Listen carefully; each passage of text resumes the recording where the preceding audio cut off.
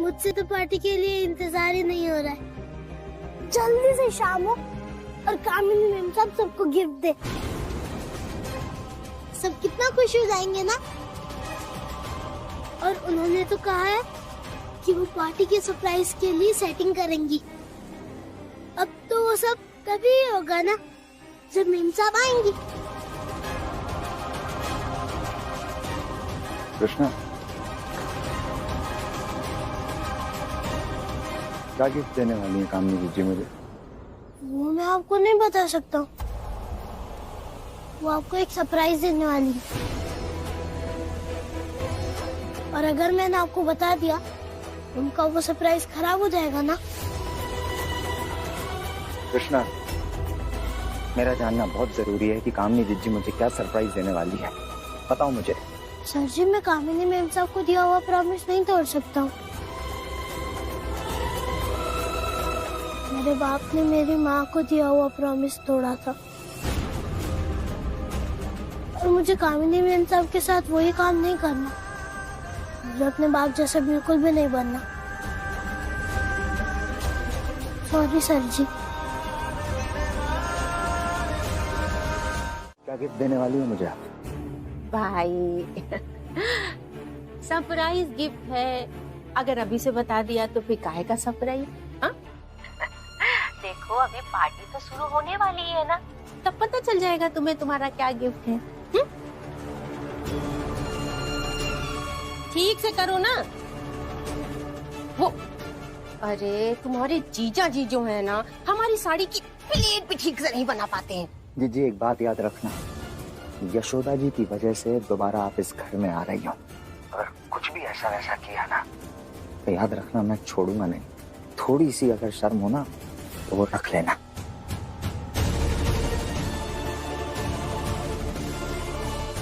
तमाशा तो आज हो करके रहेगा। गलती चाहे किसी की भी हो, सजा सबको मिलेगी। जिज्जी पर मुझे रत्ती भर भरोसा नहीं है, इसलिए नजर रखनी होगी। गलती मैंने की है तो सजा भी मैं भुगतूंगा, प्रायश्चित भी मैं करूंगा। अब तुम ही बताओ, गलत कहा क्या हमने? 4 पैसे है नहीं और खर्च इनको लाखों करने हैं। अरे एनिवर्सरी है, किसी की शादी थोड़ी ना हो रही है। क्या जरूरत है एनिवर्सरी की पार्टी करने की? लाखों रुपए फूक रहे हैं। और ये अरविंद दुकान में सामान डालने के लिए पैसे नहीं है, उसके लिए रोते रहते हैं। अब इनके पास पैसे कहाँ से आए?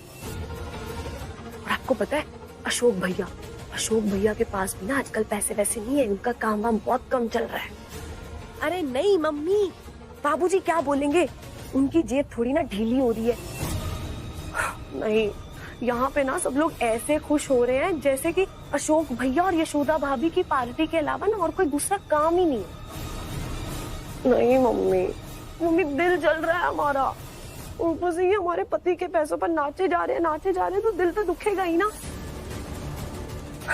क्या करें, अब दिखावा तो करना पड़ता है हमें, पर अंदर से ना सच्ची बताएं बहुत गुस्सा आ रहा है हमें। हाँ ठीक, रखते हैं फोन।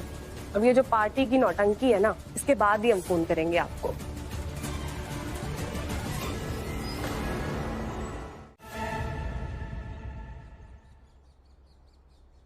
अरे भाई अच्छे से काम करो, सब बढ़िया दिखना चाहिए। और वो तारे उलझी हुई हैं उन्हें सही करो। बाबूजी, अम्मा ना हमेशा यशोदा भाभी की साइड लेती रहती हैं, भले धरती पलट जाए। लेकिन आप तो हमारी बात समझिए ना बाबूजी। वो जो कृष्णा है ना, उसकी नौटंकी अभी तक इस घर के अंदर थी। हम ना चाहते हुए भी उसे बर्दाश्त कर लेते थे। लेकिन आज इतनी बड़ी पार्टी है, वहां पे इतने सारे लोग आएंगे। अगर वो देखेंगे कि घर का नौकर घर के बच्चे की तरह रह रहा है, तो आप सोचिए अच्छा थोड़े लगेगा। बाबूजी, आप चाहे कृष्णा को कितना भी नौकर कह ले, लेकिन भैया भाभी उसे अपना नौकर नहीं मानते अभी तक।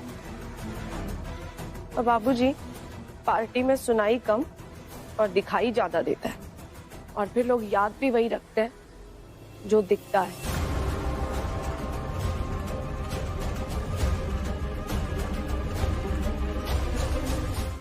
लेकिन आस्था नुपुर, नुपुर को छोड़िए बाबूजी, वो तो बच्ची है। पर आस्था, आस्था इधर आओ बेटा।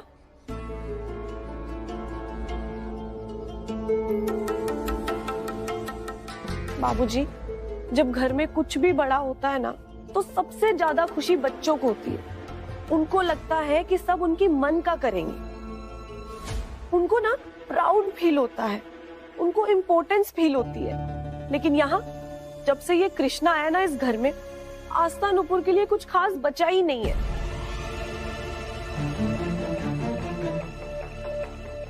कृष्णा भी इस खुशी में उतना ही शामिल हो गया जितने बाकी सब, बल्कि सबसे ज्यादा। बाबूजी सोचिए, आस्था को कितना दुख होता होगा, है ना आस्था? अरे सब समझते हैं, लेकिन यशोदा और अशोक ये कहाँ सुनते हैं किसी की। अरे सारी तैयारियां हो चुकी हैं, सबको बुला लिया है। लोग आएंगे तो उन्हें क्या कहेंगे? घर से नौकर गायब है इसलिए पार्टी कैंसिल। और जाएगा कहाँ वो लड़का? कोई ठौर ठिकाना तो है नहीं उसके पास।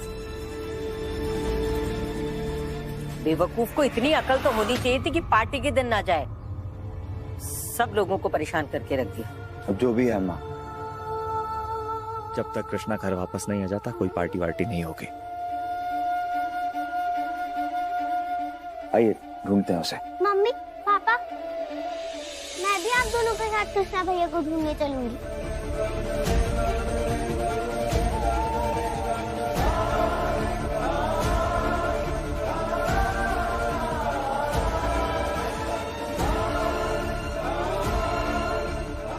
वाह भाई वाह, देख रही हो मालती, इन दोनों का दिमाग पता नहीं कहाँ चल रहा है। मतलब अब इस घर की खुशियाँ कृष्णा पे निर्भर करेंगी। अरे शांत हो जाइए बाबूजी। अरे अभी पार्टी में बहुत टाइम है, मिल जाएगा, होगा कहीं ना कहीं, हम भी देख के आते हैं।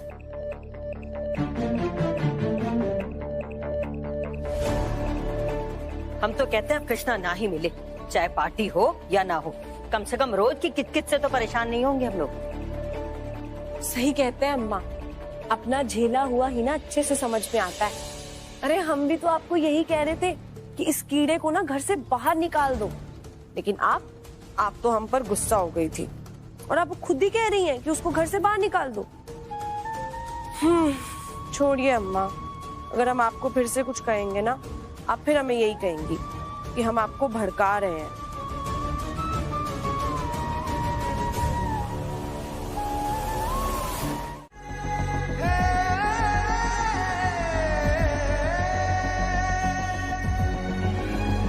मैं इतनी देर से घर वापस नहीं गया हूँ।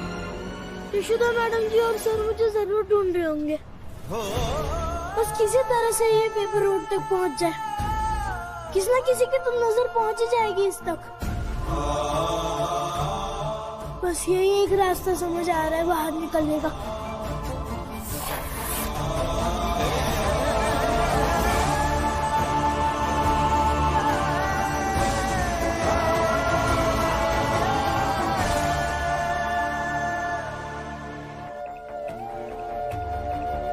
भैया भाभी, हम अनाथ आश्रम देख के आते हैं। जी जी, आप तक तो थाने चले जाइए। अरे नहीं, क्या बात कर रहा है तू? कुछ भी बोल रहा है। थाने चले जाइए।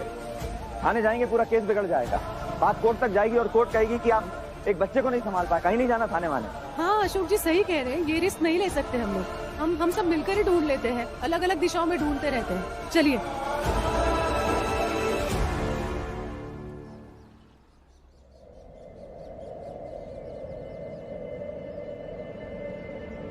ये बस तो बाहर नहीं जा रहे, मुझे और बना के फेंकने होंगे।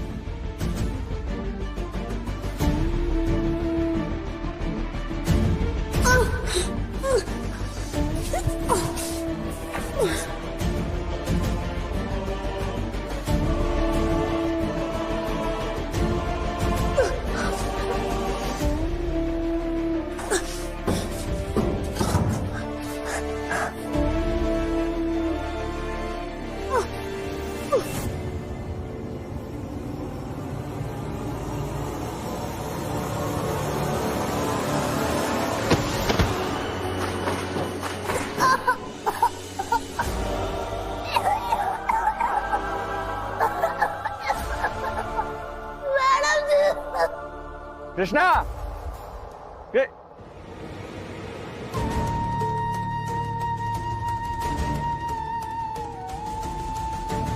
यशोदा जी, क्या हुआ? जरा यहाँ चल के देखते हैं ना अशोक जी। मम्मी पर उधर तो सुनसान है, कृष्णा उधर क्या करेगा? लग नहीं रहा वैसे कि यहाँ होगा, फिर भी देख सकते हैं। हाँ, देखने में क्या बुराई है, तसल्ली हो जाएगी ना। आइए। चलिए। हे भगवान, अब कहीं कृष्णा मिल ना जाए।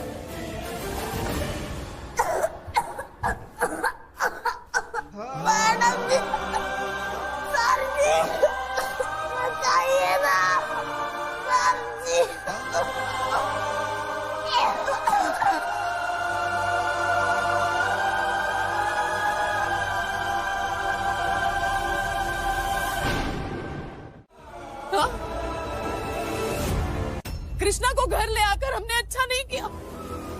जिंदगी में उसे दूसरा मौका देने की कोशिश कर रहे हैं हम, ये सही नहीं है। और अगर ये सही है तो कहाँ है भगवान? वो क्यों नहीं दे रहा है मेरा साथ? हर अच्छे काम में कठिनाइयां आती हैं यशोदा जी।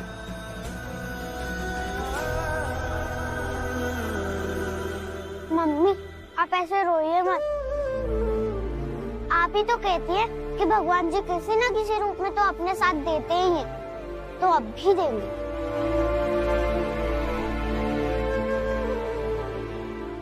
प्लीज भगवान जी हमारी मदद करिए ना कृष्णा भैया को ढूंढने में।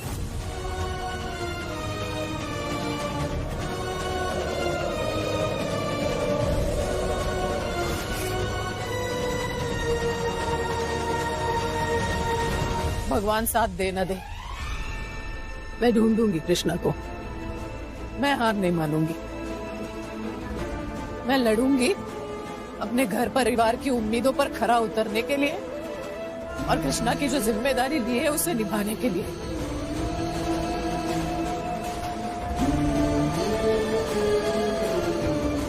मैं कृष्णा को ढूंढूंगी अशोक जी। हम यशोदा जी, हम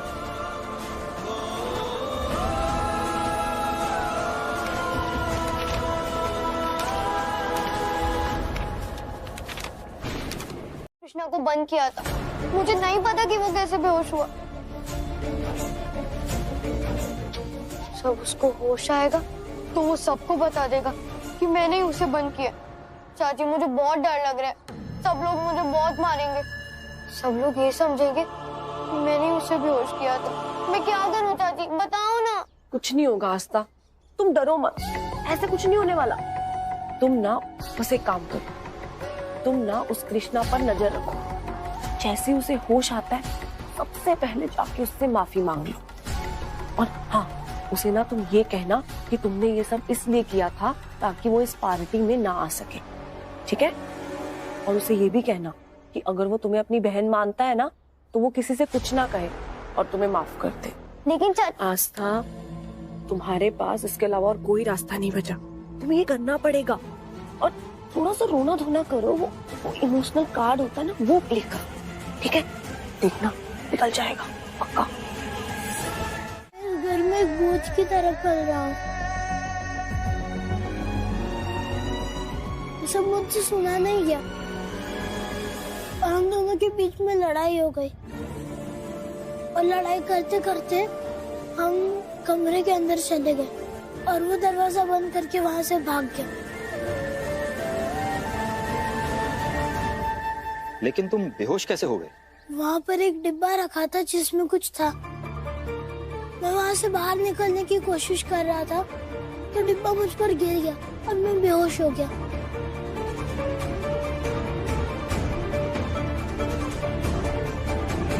और सर जी, इन घर वालों से मुझे कोई खतरा नहीं है।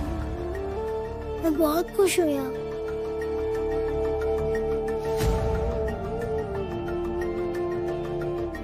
अब मैं जाऊं क्योंकि आज रात को पार्टी है और सबको तैयार होना है। ठीक है, आप लोग इसका ख्याल रखिएगा।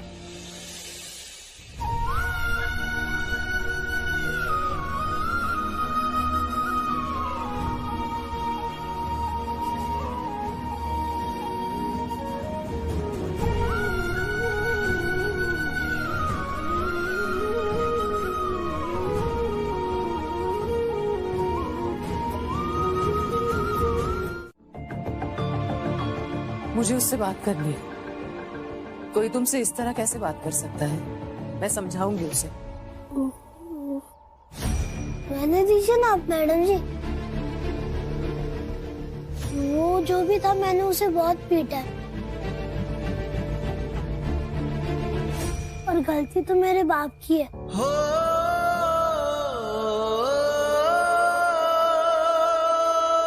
अब उनकी वजह से किस किस को समझाएंगे? छोड़िए ना। और हाँ सर जी, आप और मैडम जी पार्टी के लिए तैयार हो जाइए, अभी आ जाएंगे मेहमान।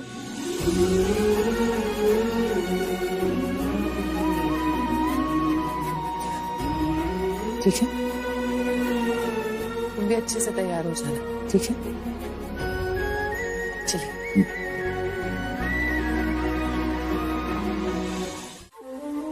बड़ी सुंदर लग रही हो, क्या बात है? शुक्रिया। तुम्ही को ढूंढ रहे थे हम। अच्छा, हम घर में आ गए हैं, तुम्हारे सामने खड़े हैं, तुमने हमारा स्वागत नहीं किया। हम बेटी हैं घर की और तुम हो छोटी बहू।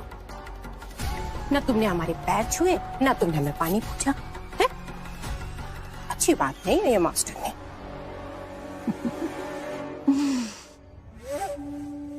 हम जानते हैं कि हमको यहाँ पर देख करके ना तुम्हें बहुत कष्ट हो रहा है ना? लेकिन एक बात बताएं, कामिनी की सेहत पे रत्ती भर भी फर्क नहीं पड़ता है कि उसको बुलाने उसका घर का नौकर आया है या बड़ी बहू।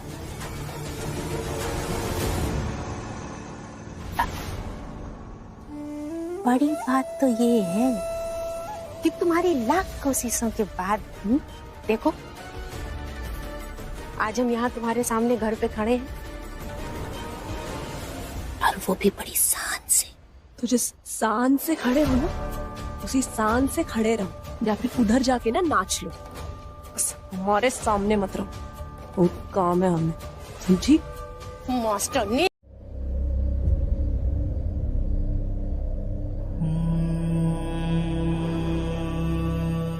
देख, अब तक मैं ही तुझे सब छुपाने के लिए कहता रहा कि मत बता, लेकिन आज मैं ही कह रहा हूं कि बता दे।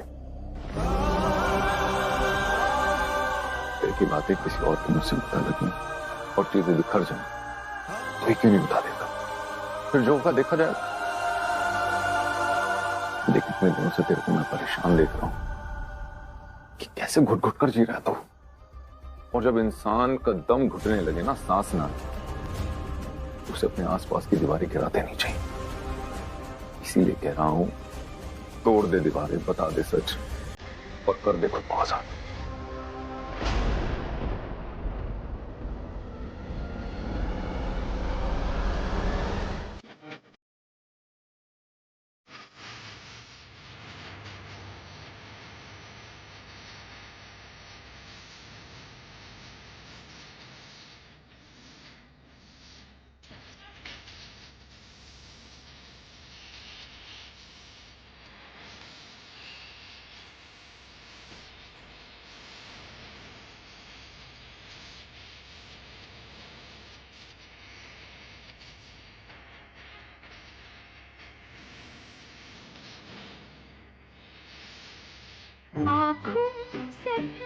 राजेश देने वाली है काम में मुझे। मैं आपको नहीं बता सकता, वो आपको एक सरप्राइज देने वाली है।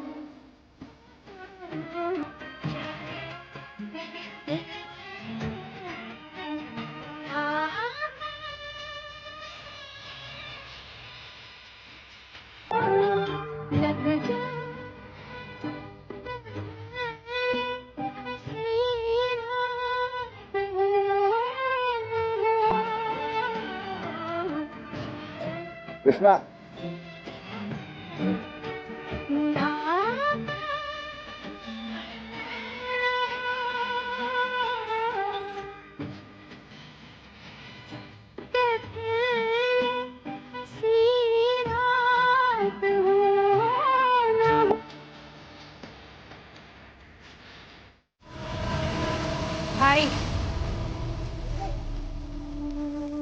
इसे जलाकर तुम ज्यादा खुश ना होना। ऐसे और कितने सबूत तुम जलाते रहोगे?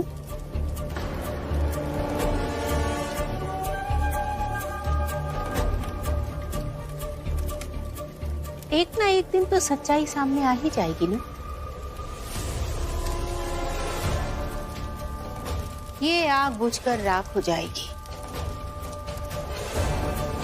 हाँ, इसमें हमारे कुछ पैसों का नुकसान हो गया, लेकिन तुम्हारे सच की आग में जलेगा तुम्हारा और यशोदा का रिश्ता।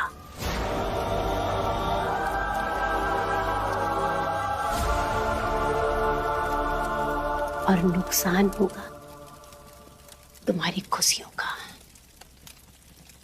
देख लेना। अब चाहे कुछ भी हो जाए जिज्जी, मैं यशोदा जी की खुशियों में आंच नहीं आने दूंगा। मैं उनसे इतना प्यार करता हूं कि उनकी खुशियों के खातिर खुद को आग लगा दूंगा। मैं अपनी जिंदगी बर्बाद कर दूंगा,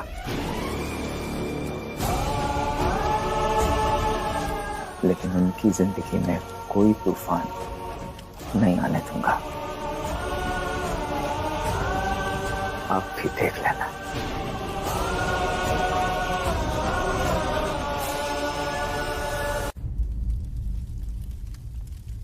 तो काहे नहीं बता देते हो अपनी सच्चाई यशोदा को? जाओ जाके अपने सच का सामना करो सबके सामने। कर लो कबूल। है हिम्मत? अगर हिम्मत है तो दिखाओ। हम बाहर हैं, इंतजार कर रहे हैं तुम्हारा।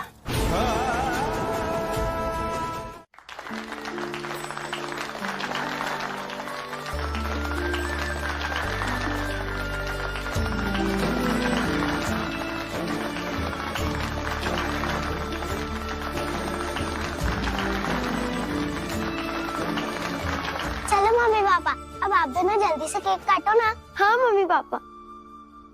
हाँ, फिर केक काटने के बाद कामिनी मैम साहब सबको मेरी माँ की फोटोज दिखाएंगी। इस घर के लोगों से मेरी माँ का परिचय करवाएंगी। सब कितना खुश होंगे। नहीं, रुकिए। भैया और भाभी, आज आपकी शादी के 10 साल पूरे हो गए। इसलिए हम चाहते हैं कि आज भैया और भाभी दोनों एक दूसरे के बारे में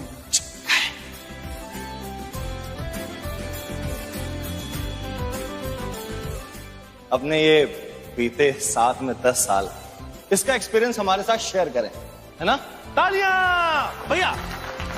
भैया क्या कहे, अब जो है सब जानते हैं। सब जानते हैं। यशोदा, पति पत्नी के बीच में ना कई ऐसी बातें होती हैं, ऐसी बातें जो दूसरे नहीं जानते, और ऐसे मौकों पर ना वो बातें दूसरों के साथ बांट लेनी चाहिए। तो बताओ जल्दी से। आज कैसे भी करके अपनी सच्चाई सबको बता देना। हर पल डर डर कर जीने से अच्छा है कि एक ही बार डर का सामना हो जाए। अरे तुम दोनों में क्या खुसर बुसर हो रही है? हाँ, कुछ नहीं, बोलो शुक। चलो चलो बताओ जल्दी से। भाई हम सब जानते हैं, सबकी जिंदगी में खट्टे मीठे अनुभव तो होते ही हैं। और वो स्वेटर बुनते समय ऊन उलझ जाता है ना, तो मुझे लगता है कि जैसे जिम्मेदारियां बढ़ने लगती है वैसे उलझने भी बढ़ने लगती है। लेकिन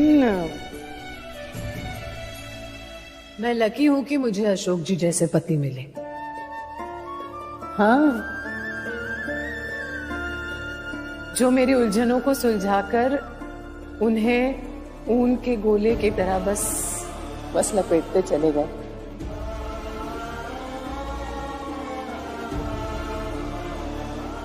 चाहे कैसी भी मुश्किल हो, बिना समय, बिना परिस्थिति देखे इन्होंने हमेशा हर बात में मेरा साथ दिया। और देखिए पता ही नहीं चला 10 साल, पता ही नहीं चला कब हमने जिंदगी के 10 साल साथ बिता दिए। थैंक यू अशोक जी।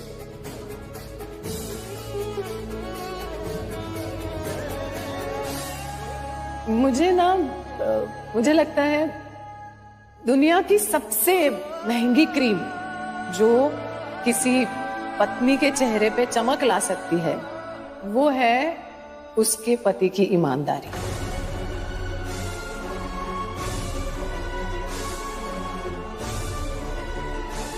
और मेरे चेहरे पे ये जो चमक देख रहे हैं ना आप, उसकी वजह है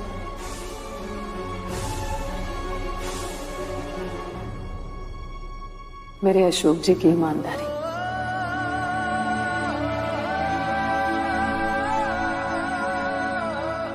वकील है लेकिन झूठ की सीमा कोर्ट तक ही रखी है इन्होंने। उसे कभी घर की दहलीज को पार करने नहीं दिया।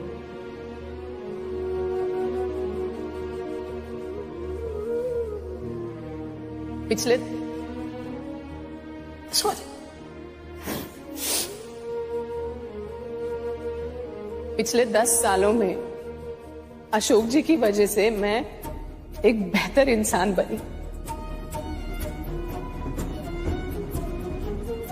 वो अशोक जी हैं जिनकी वजह से मैं खुद एक ऐसी मजबूत दीवार बन गई हूं ना कि कोई भी मुसीबत को अशोक जी तक, मेरे बच्चों तक, मेरे परिवार तक पहुंचने से पहले